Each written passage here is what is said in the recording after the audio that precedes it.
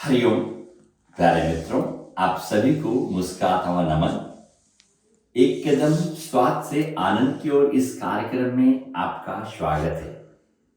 प्यारे मित्रों, आज हम बात करेंगे शीतकारी प्राणायाम का। क्यों पता है?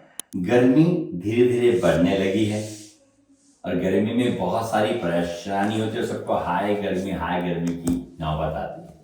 तो मैं ऐसा प्राणायाम बताऊंगा जिससे आप ठंडे ठंडे कूल रहेंगे और गर्मी से संबंधित समस्या, डिहाइड्रेशन है, बहुत सारा पसीने का आना है, मुंह में छाले हो जाते हैं, पेट में अल्सर होता है या हाइपर एसिडिटी जैसी समस्याओं के लिए बहुत अच्छा है। ये भी बहुत अच्छा आसान है और मैं कहता हूँ इसे भी कहीं पर भी कर सकते हैं।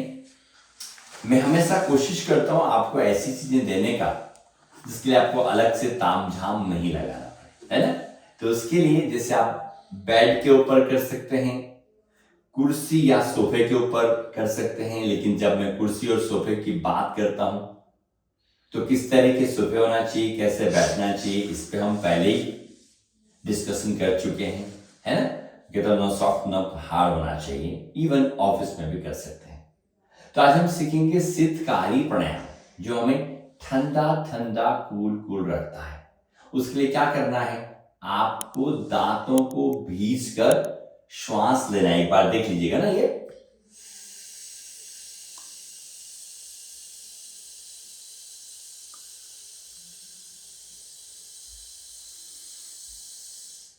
दांतों को भींच कर शिशकारी निकालते हुए श्वास लेना।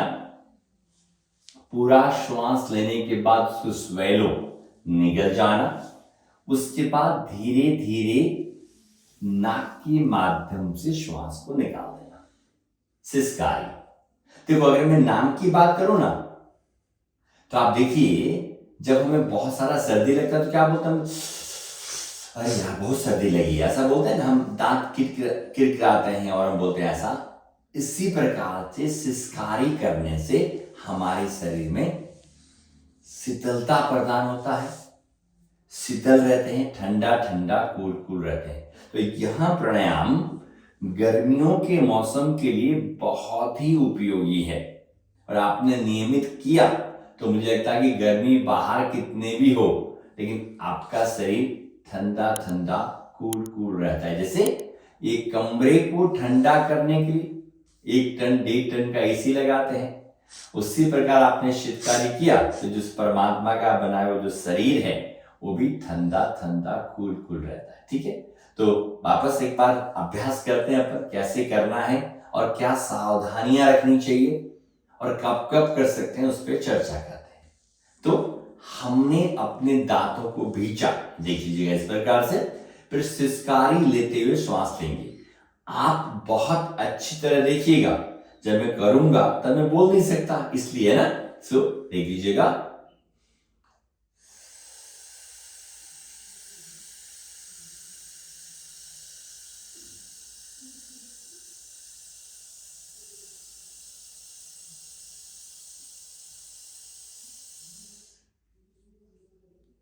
चलो किया। फिर धीरे धीरे नाक से श्वास को निकाल दिया।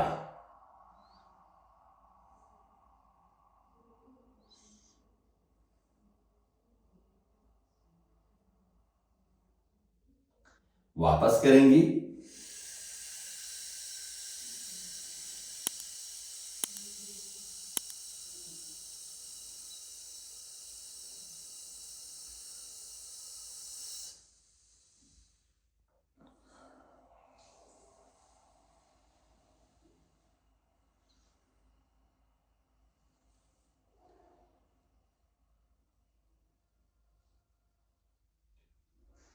then observation.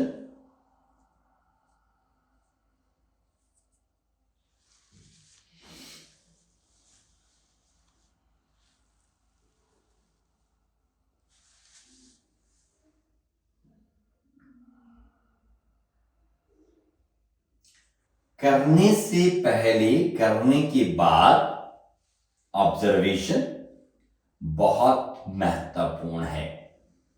जैसा कि मैंने आपको बताया, यह प्राणायाम मुंह छाले का हो जाना, हाइपर एसिडिटी का होना, बहुत सारा पसीना आना, नाक से नक्सीर का होना, कुल मिलाकर गर्मी से संबंधित समस्याओं के लिए यह बहुत उपयोगी है। It's beneficial. बट हर एक के फायदे भी होते हैं तो नुकसान भी होते हैं। हु कांट डू, कौन नहीं कर सकता। जिन्हें सर्दी, जुकाम, खांसी या अस्थमा इत्यादि प्रकार की अगर समस्या हैं, वे सभी इस प्राणायाम को नहीं कर सकते। ठीक है, तो कितना देर करना है? कम से कम 4 मिनट करना, 1 मिनट ऑब्जर्वेशन। तो जब भी आप करें मिनिमम 5 मिनट तो होना ही चाहिए अगर आप अच्छा रिजल्ट चाहते हैं। फिर डिपेंड करता है, आपको बहुत सारा गर्मी लगता है या गर्मी से संबंधित समस्या है तो 10 मिनट तक कर सकते हैं। और इसी प्राणायाम को एज ए मेडिसिन काम में लेना है और हमको गर्मी से संबंधित समस्या है तब प्रातः काल 10 मिनट, मध्याह्न काल 10 मिनट और सायकाल 10 मिनट करेंगे तो हमारे लिए बहुत ही ज्यादा उपयोगी है। इस प्राणायाम को सिर्फ हम गर्मी के मौसम में कर सकते हैं, सर्दी में नहीं कर सकते। और किसी के शरीर का तासीर, एसेंस अगर गर्म हो, कई लोगों को देखा ना आपने, सर्दी के मौसम में भी क्या है, गरम गरम रहते हैं ना, उस तरह के नेचर वाले लोग सर्दी के मौसम में भी कर सकते हैं, अदरवाइज गर्मी में ही करना है। तो बने रहने के लिए आप लोगों का बहुत बहुत आभार। एक महत्वपूर्ण बात और करता हूं, जब भी आप प्राणायाम करें, कब जुड़ेंगे? जब आपकी आंखें बंद होंगी। तो जब भी आप करें, जब तक समझ में नहीं आता, आंखें खोल के हमें देखकर समझकर अच्छी तरह करें। जैसे जैसे आप गहराई में जाएं, उसको समझने लगे, तब हम आंखें बंद करके करेंगे। और क्योंकि दांत तो आपके दिखते ही हैं, तो मुस्कुराते हुए करना। एक अंतिम राउंड करके दिखा देता हूं ताकि कोई कंफ्यूजन नहीं हो। एकदम सीधे बैठे हैं, हाथों को जो भी मुद्रा आप लगा रहे हैं, अब ध्यान से देखिएगा सिर्फ।